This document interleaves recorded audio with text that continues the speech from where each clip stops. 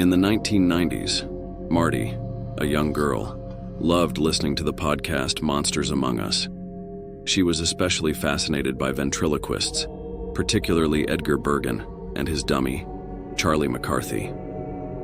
Marty's excitement reached new heights when her dad bought her a ventriloquist doll from a magic shop near Santa Rosa, California. When Marty's dad went to the shop, he felt something odd about the place and the shop owner.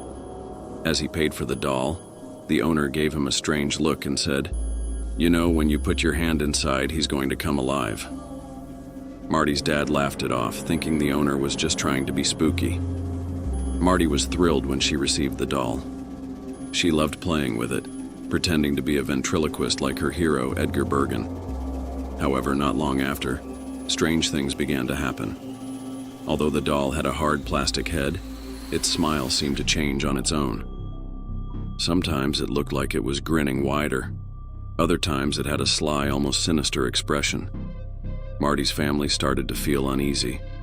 They decided to lock the doll away most nights to avoid any more unsettling experiences. They would place it in a cupboard and make sure the door was securely closed. One night, a loud pitter-patter of footsteps woke the entire family.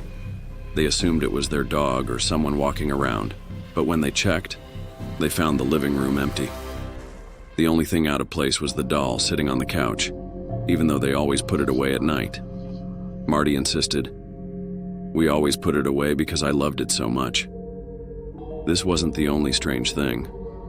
Once, when Marty and her dad were out, her uncle heard Marty's father's voice calling his name from the living room. But her dad wasn't home.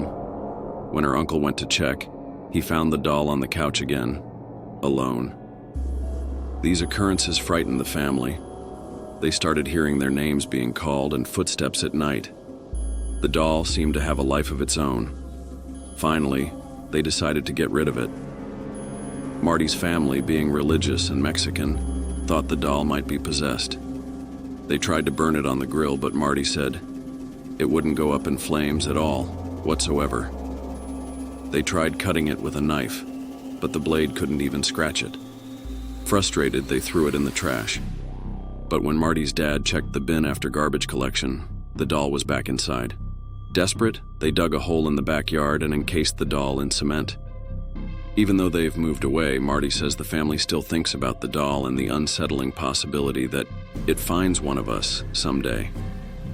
Years passed, and Marty grew up, but the memory of the creepy doll never faded. The family talked about it during gatherings, each retelling the story with the same eerie details. Marty's dad often wondered if the shop owner knew more about the doll's dark secret.